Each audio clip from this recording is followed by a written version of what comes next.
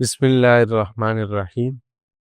آج ہم انشاءاللہ گلستان کی وجہ تالیف بیان کریں گے، یعنی شیخ سعدی نے کیوں گلستان تالیف کی، اس کی تصنیف کی کیا وجہ بنی۔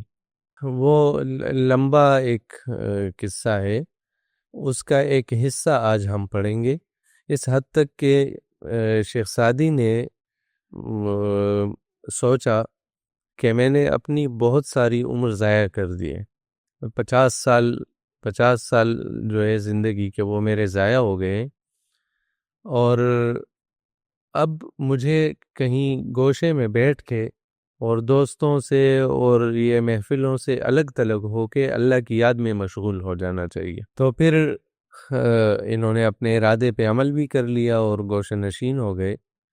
اتنے میں ان کے ایک دوست آتے ہیں، وہ پرانے ہی انداز میں مستیاں کرتے ہوئے، اور ان کو توقع ہوتی ہے کہ شیخ سعدی بھی اسی طرح مجھے رسپانس کریں گے، لیکن وہ بالکل یہ خاموش رہ جاتے ہیں۔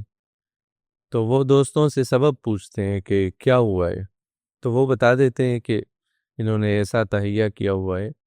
آخری کار وہ جو ہے شیخ سعدی کو اس بات پر مجبور کر دیتے ہیں کہ وہ عزلت گزینی چھوڑ کر واپس محفلوں میں آ جائیں، اور اسی سبب سے جو ہے شیخ سعدی کو گلستان لکھنے کا بھی موقع ہاتھ آ جاتا ہے۔ یہ گلستان پوری جو ہے نا، یہ ایک موسم بہار میں لکھی گئی ہے۔ تو اب ہم پڑھیں گے انشاءاللہ۔ شیخ سعدی کہتے ہیں، یک شب تأمل ایام گزشتہ می کردم و بر عمر تلف کردہ تأسف می خوردم۔ یک شب یعنی ایک رات، تأمل ایام گزشتہ می کردم، میں گزرے ہوئے ایام میں غور و فکر کر رہا تھا، و بر عمر تلف کردہ، اور ضائع کی گئی زندگی پر، تأسف می خوردم، میں افسوس کر رہا تھا، یعنی اس کا غم کھا رہا تھا کہ یہ میں نے کیا کیا ہے۔ تأمل یعنی غور کرنا، فکر کرنا، اور می کردم میں کر رہا تھا، یہ ماضی استمراری ہے۔ وہ بر عمر تلف کردہ یعنی عمر تلف کردہ پر، تأسف افسوس، می خوردم میں کھا رہا تھا۔ ایسے فارسی محاورے میں اس کا یہی ترجمہ ہے، لیکن ہم کہتے ہیں کہ میں افسوس کر رہا تھا۔ و سنگ سراچے دل را با الماس آب دیدہ می سفتم، اور دل کے سنگلاخے کو، سنگ سراچے کہتے ہیں جہاں بہت سارے پتھر ہوں، یعنی جیسے پتھروں کا گھر، کہتے ہیں کہ وہ سنگ سراچے دل را، اور دل کے سنگلاخے کو، با الماس آب دیدہ، آنکھ کے پانی کے گوہر سے، آنکھ کے پانی کے موتیوں سے، می سفتم میں نرم کر رہا تھا۔ الماس کہتے ہیں گوہر کو، جو ڈائمنڈ ہوتا ہے۔ می سفتم میں اصل میں سفتن کا معنی ہے سوراخ کرنا یا گھسنا، لیکن یہاں اس کی مناسبت سے الماس یعنی گوہر کی مناسبت سے، موتیوں کی مناسبت سے، اور وہاں پتھروں کا ذکر بھی ہے، تو اس مناسبت سے انہوں نے سفتن لفظ لایا ہے کہ جو موتیوں کو جب پیرویا جاتا ہے تو پہلے ان میں سوراخ کیا جاتا ہے۔ تو یہاں محاورے کا ترجمہ یوں ہوگا کہ میں اپنے دل کے سنگلاخے کو، یعنی اپنے دل کی پتریلی زمین کو، آنکھ کے آنسوؤں کے موتیوں سے نرم کر رہا تھا۔ و این بیتھا، اور یہ اشعار، مناسب حال خود می گفتم، اپنی حالت کے موافق میں کہہ رہا تھا۔ بیتہا، یہ ہا لفظ جو ہے یہ جمع کے لیے آتا ہے، اور مناسب حال خود اپنی حالت کے موافق مطابق. می گفتم میں کہہ رہا تھا، پھر یہ ماضی استمراری ہے. ہر دمز عمر می رود نفسے، ہر لمحے ہر گھڑی زندگی سے جا رہا ہے ایک سانس. یعنی ہر گھڑی میری زندگی سے ایک ایک سانس کم ہو رہا ہے. می رود جا رہا ہے، نفس سانس کو کہتے ہیں. چون نگہ می کنم نہ ماند بسے، چون نگہ می کنم جب میں نظر کرتا ہوں، چون جب، نہ ماند بسے تو زیادہ نہیں رہا ہے. یعنی میری زندگی جب میں غور کرتا ہوں، جب نظر ڈالتا ہوں، تو اب میری زندگی زیادہ باقی نہیں رہی ہے. بسے یعنی زیادہ. اے کہ 50 رفت در خوابی، اے وہ شخص کہ 50 گزر گئے، یعنی 50 سال گزر گئے، وہ در خوابی اور تو ابھی نیند میں ہے. مگریں بنج روز دریابی، ہاں اتنا ہے کہ یہ 5 دن جو ہے ان کو تو پالے، یعنی ان سے فائدہ اٹھا لے. دریافتن پانا، دریابد یعنی پا لینا. اچھا، 50 کہتے ہیں 50 کو، 50 رفت 50 چلے گئے، یعنی 50 سال چلے گئے. خوابی میں یہاں جو یا ہے یہ ضمیر ہے مخاطب کی. در خوابی یعنی تو خواب میں ہے، تو نیند میں ہے. خجلان کس کے رفت و کار نہ ساخت، خجل یعنی شرمندہ وہ شخص ہے، آن کس وہ شخص ہے، کہ رفت جو گیا، وکار نہ ساخت لیکن اس نے اپنا کام نہیں بنایا. کو سے رحلت زدن دوبار نہ ساخت، لوگوں نے سفر کا نقارہ بجا لیا لیکن اس نے اپنا بوجھ اور اپنا جو سامان ہے اس کو نہیں سمیٹا، یعنی اپنی گٹڑی اس نے اکٹھی نہیں کی، نہیں بنائی. ساختن کا معنی ہے بنانا. خجل شرمندہ کو کہتے ہیں، یعنی وہ شخص نادم ہوگا اور پشیماں ہوگا، شرمندہ ہوگا. جو شخص یہاں سے گیا یعنی آخرت کی طرف گیا لیکن اس نے اپنا کام نہیں بنایا، یعنی اپنے نیک اعمال نہیں کیے وہاں کے لیے. اور لوگوں نے، یعنی یہ کوس جو ہے نقارے کو کہتے ہیں، رحلت سفر کو کہتے ہیں. زدن کا معنی ہے مارنا، یہاں اس سے مراد ہے بجانا. تو پرانے زمانے میں جب قافلہ جاتا تھا تو کہیں جب لوگ پڑاؤ کرتے تھے، پھر ظاہر ہے کسی کام کے لیے کوئی کہیں دور چلا گیا، اتنے میں قافلہ روانہ ہو رہا ہے، تو قافلے کی روانگی سے پہلے وہ لوگ نقارہ بجاتے تھے تاکہ جو دور بھی اگر کوئی گیا ہے تو وہ آواز سن کے واپس آ جائے. تو یہ کہتے ہیں کہ وہ شخص جو لوگوں نے نقارہ بجا لیا لیکن اس نے اپنا سامان نہیں سمیٹا ہے، تو ظاہر ہے قافلہ تو اس کے لیے رکے گا نہیں، قافلہ چلا جائے گا اور یہ نادم ہو کر اور شرمندہ ہو کر رہ جائے گا. خواب نوشین بام داد رحیل، نوشین، خواب نوشین یعنی میٹھی نیند. بامداد صبح کو کہتے ہیں اور رحیل سفر کو کہتے ہیں. سفر کی صبح کی میٹھی نیند، باز دارد پیا دراز سبیل، باز دارد روکے رکھتی ہے، باز یعنی منع کرنا، روکے رکھتی ہے، پیادرا پیادے کو یعنی مسافر کو، ز سبیل راستے سے. یعنی جو شخص سفر کی صبح، جس دن اسے سفر کرنا ہے اس دن صبح سویرے صبح جو ہے یہ میٹھی نیند میں محو ہے، تو یہ نیند اسے راستے سے اور منزل سے جو ہے روکے رکھے گی. ہر کے آمد عمارت نو ساخت. جو شخص بھی آیا عمارت نو ساخت، اس نے ایک نئی عمارت بنائی. نو یعنی نئی، جیسے ہم نوجوان کہتے ہیں یا سال نو کہتے ہیں. تو ہر کی آمد، جو شخص آیا عمارت نو ساخت، اس نے نئی عمارت بنائی. رفت و منزل بدیگرے پرداخت.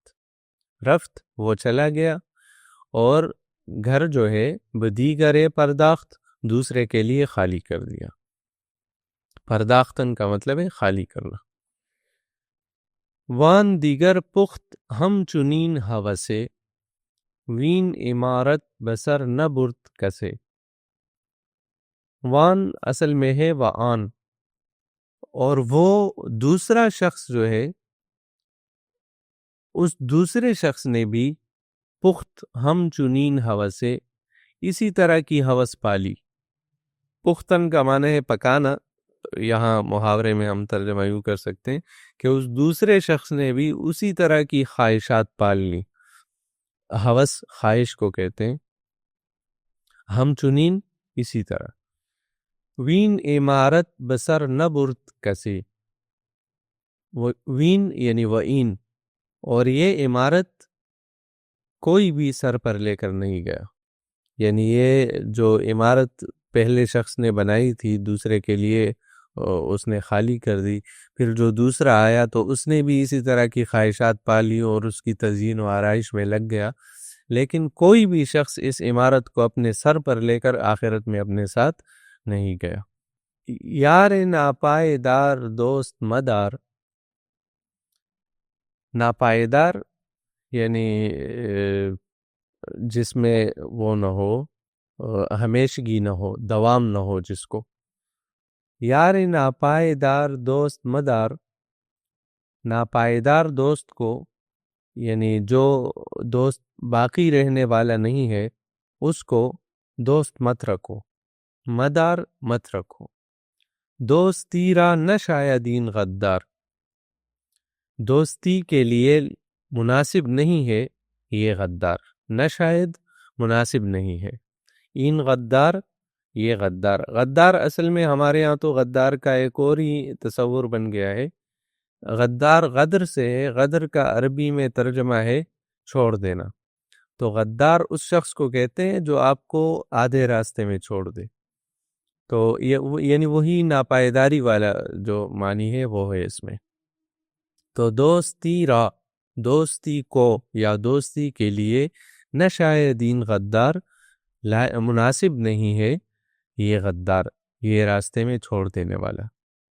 نیک و بد چون ہمی بباید مرد، خنکان کس کے گوئے نیکی برد.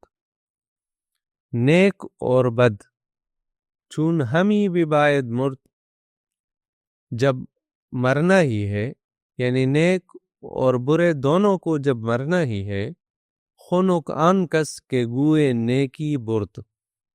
تو عقل مند وہ شخص ہے کہ گوئے نیکی برد، جو نیکی کی گیند لے کر گیا. گو گیند کو کہتے ہیں اصل میں، اور بردن کا مطلب ہے لے جانا.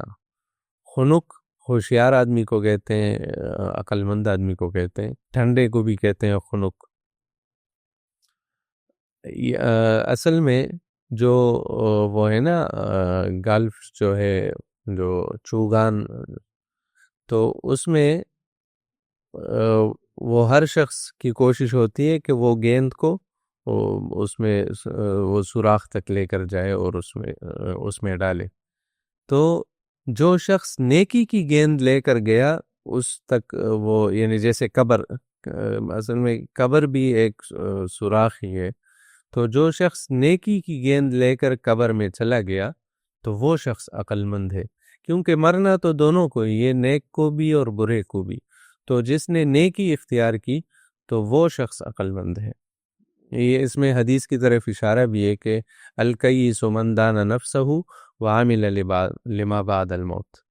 یعنی عقل مند آدمی وہ ہے جو اپنے اس کے لیے اپنی خواہشات پر قابو رکھے اور موت کے بعد کے لیے وہ تیاری کرے، عمل کرے.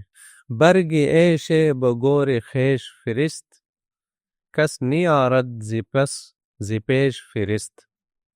برگ عیش ہے زندگی کا کچھ سامان. برگ اصل میں پتے کو کہتے ہیں، عیش زندگی کو کہتے ہیں. بگور خیش فرست اپنی قبر میں بھیج، فرست بھیج دے، فرستادن کا مطلب ہے بھیجنا. برگ عیش ہے زندگی کا کچھ سامان، بگور خیش، خیش یعنی اپنی قبر میں فرست بھیج دے. کس نی عورت زپس کوئی شخص نہیں لائے گا پیچھے سے، زپیش فرست تو پہلے سے بھیج. یعنی کوئی شخص تیرے پیچھے زندگی کا سامان پھر قبر میں نہیں لے کر آئے گا، تو اپنے سے پہلے یہ سامان بھیج دے تاکہ وہاں تیرے کام آ جائے. نیارد نہیں لائے گا، یہ مضارع ہے، اس میں مستقبل کا معنی بھی ہوتا ہے اور حال کا بھی ہوتا ہے. نیارد کا معنی یہ بھی ہے کہ نہیں لاتا، اور نیارد کا معنی یہ بھی ہے کہ نہیں لائے گا. یہ دونوں امکان موجود ہیں، یہاں مستقبل والے امکان ہے. عمر برف است تو آفتاب تموز. عمر جو ہے، زندگی جو ہے، وہ برف ہے اور گرمی کا سورج ہے. اندکے ماند و خواجہ غر ہنوز. اندکے ماند تھوڑا سا رہ گیا ہے، و خواجہ غر ہنوز اور صاحب جو ہے ابھی تک دھوکے میں پڑے ہوئے ہیں. آفتاب تموز یعنی گرمی کا سورج. اندک کہتے ہیں تھوڑے کو، کم کو. اندکے ماند تھوڑا سا رہ گیا ہے، اور خواجہ یعنی صاحب اور جناب یا حضرت جیسے ہم کہتے ہیں. غرہ ہنوز، غرہ کہتے ہیں مغرور کو. مغرور تو ہم متکبر کو کہتے ہیں، لیکن مغرور کا مطلب ہے جو شخص دھوکے میں پڑا ہوا ہو. ہنوز ابھی. اے تہی دست رفت در بازار. اے بازار میں خالی ہاتھ گئے ہوئے شخص. تہی دست خالی ہاتھ، رفت در بازار بازار میں گئے ہوئے. اے بازار میں خالی ہاتھ گئے ہوئے شخص. ترسمت پر نیاوری دستار. ترسمت میں تجھ پہ ڈرتا ہوں، یعنی میں تیرے بارے میں مجھے خوف ہے، اندیشہ ہے. پر نیاوری دستار کہ تو اپنی دستار بھری ہوئی نہیں لے کے آئے گا. ترسم میں ڈرتا ہوں، ترسمت میں تیرے بارے میں ڈرتا ہوں. یہ تا جو ہے اس میں خطاب کی ضمیر ہے. پر نیاوری تو بھری ہوئی نہیں لے کے آئے گا دستار. دستار یعنی پگڑی. اصل میں پرانے زمانے میں لوگ جو ہے نا وہ پگڑی سر پر باندھتے تھے، تو اگر بازار سے کوئی چیز لانی ہو تو اس کو وہ تھیلی کے طور پر استعمال کرتے تھے، اس میں وہ گٹڑی باندھ کے گھر لاتے تھے. ہر کے مزروع خود بخورد بخید.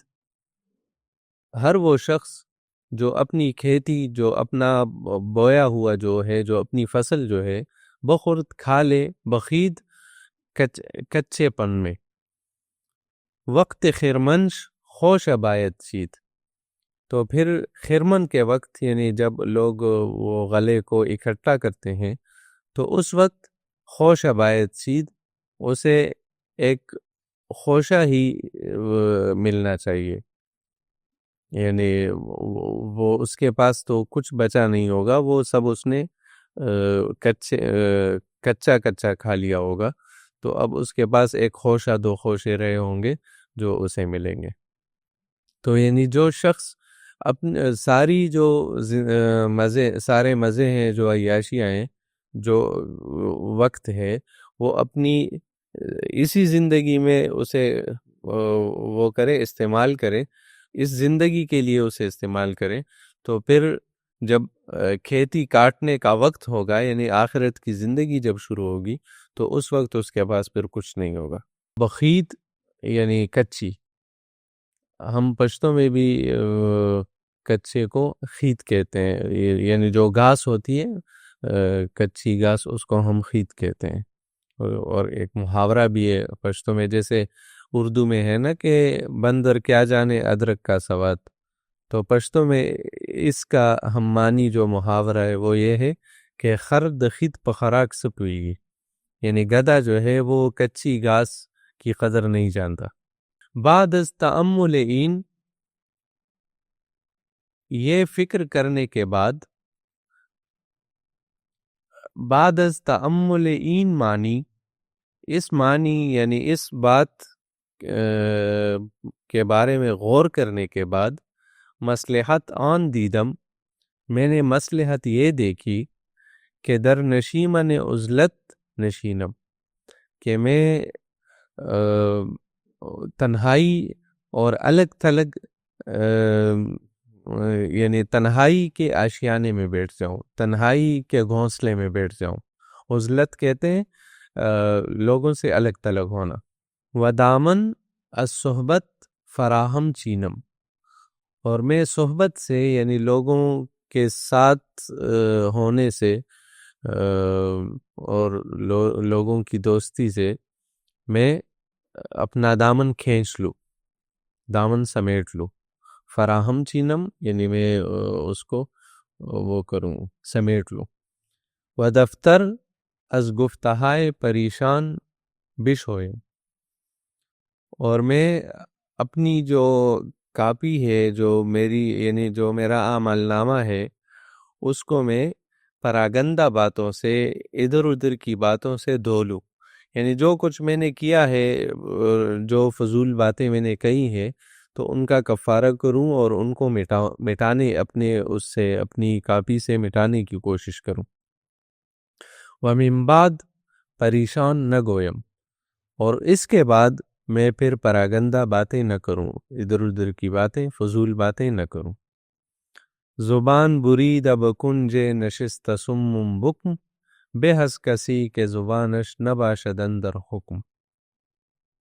زبان بریدہ، زبان کٹا ہوا، بکنجی نشستہ، ایک گوشے میں بیٹھا ہوا، سم بکم، بہرا اور گونگا، بے حس کسے، بہتر ہے، از کسی کے زبانش نباشد اندر حکم، از کسی کے اس شخص سے کہ زبانش نباشد کہ اس کی زبان نہ ہو، اندر حکم اس کے قابو میں، اس کے حکم میں، یعنی گوشے میں بیٹھا ہوا، گوشے میں بیٹھا ہوا اور زبان کٹا ہوا اور بہرا اور گونگا شخص بہتر ہے اس شخص سے جس کی زبان اس کے اختیار میں نہ ہو اور ہر وقت فضول باتیں کر رہا ہو، یعنی بولنے والے شخص سے خاموش آدمی بہتر ہے۔